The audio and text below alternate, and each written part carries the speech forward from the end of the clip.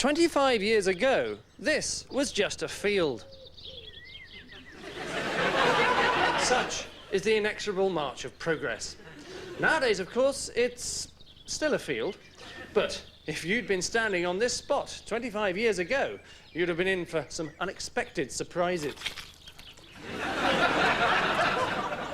Because this is the site of the legendary Woodstock Festival, where love and sex merged imperceptibly and the grass wasn't just growing under your feet.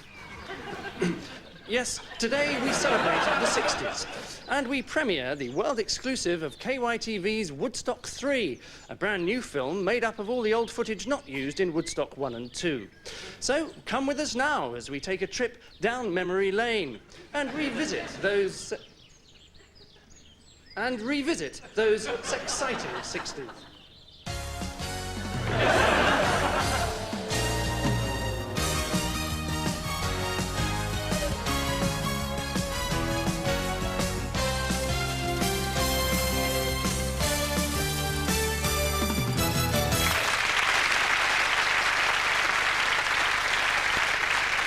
Yes, the 60s.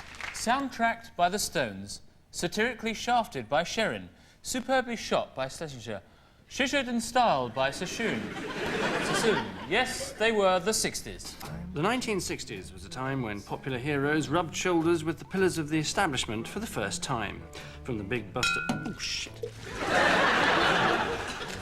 From the big busted beauties to great leaders of the nation.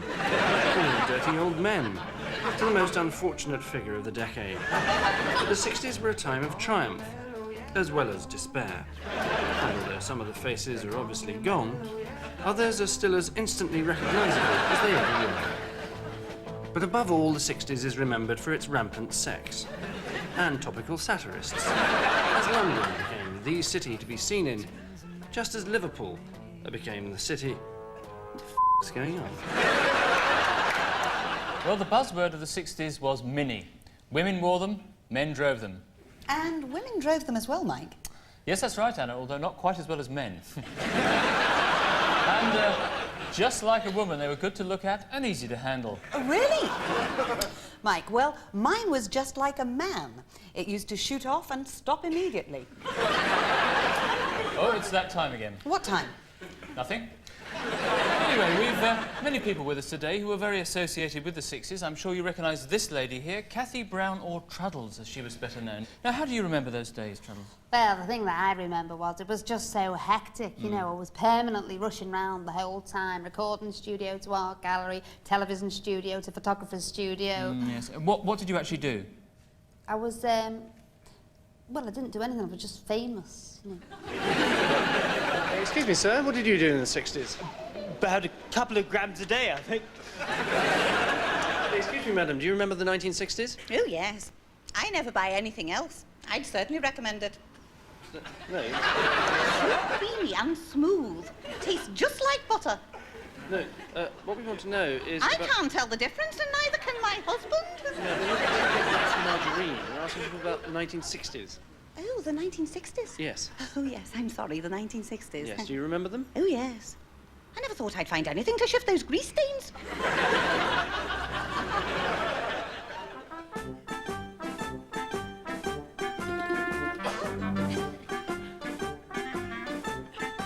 Danielle is Neapolitan sauce.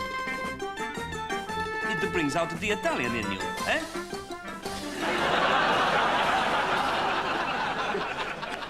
Worried that you might not have comprehensive insurance? Then phone Free Phone Motor Insurance now for immediate cover. On 0800 453 214. Hello, Free Phone Motor Insurance.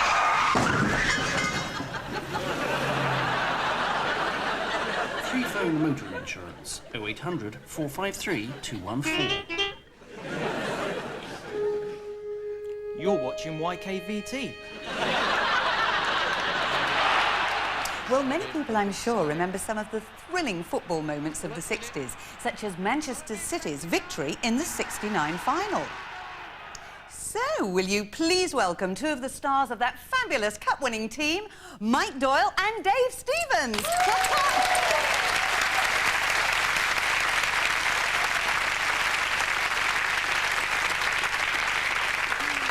Now, Dave, you had a great game that day, and I'm sure a lot of people still remember that spectacular scissor kick of yours. That's right. So, let's see it again. Oh, great. No, I meant, let's see you do it again now.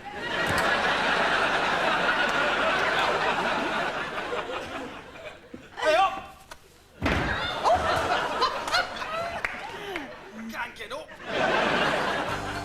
If you're going to San Francisco, be sure to send your video for our Sexciting 60s show.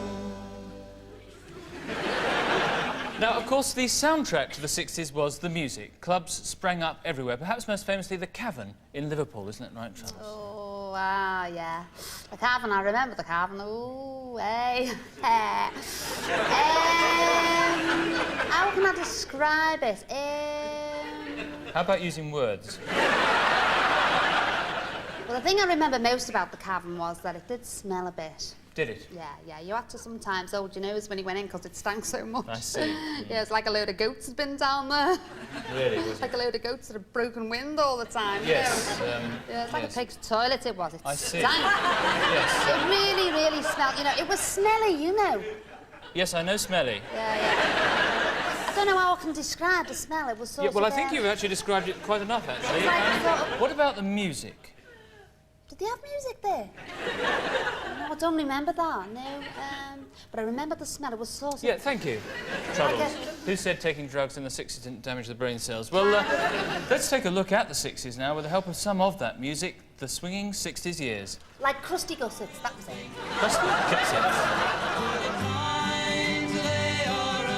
Yes, in the 60s, the times, they were most definitely a-changing. One person who did have a heart was the first ever heart transplant recipient in August 1967. In 1966, the sun came out. However, the six-day war between Israel and Egypt marred an otherwise lovely summer. But despite that, for many, the abiding memory of the 60s was the death of President Kennedy. Jack in the Box.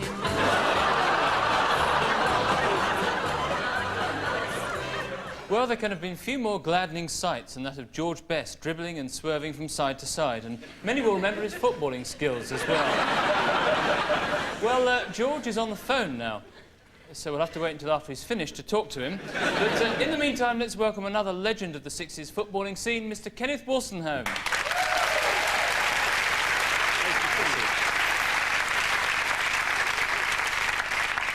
Now, many people, Kenneth, I'm sure, remember you best for your famous commentary on England's victory in the 1966 World Cup final. Yes, that's right. Yeah. Yes. Perhaps you could let us hear again those unforgettable words. And I said, and now Bobby Charlton preparing to take a throw-in for England midway inside the German half. Yes. I was thinking of a rather better-known bit of the commentary. Yes, there's the whistle for half-time and the players now leave the pitch. Yes, that was, of course, very memorable. But I was thinking of what you said at the end of the match. Oh, at the end of the match. The end of the That's match. said then, and that's all from Wembley, so from Wembley Stadium now back to the studio. Yes, no, the bit I had in mind was some people are on the pitch. They think it's all that over. bit. Oh, Yes. I remember that bit. Some people are on the pitch. They think it's all over. It is now. Take that, Herman, you great sausage eater. That's the Dunkirk. Yes. I don't remember that last bit quite so well. You don't? No. Don't tell me they faded me out. Yes, well, thank you very much, Kenneth Wolstenholme, for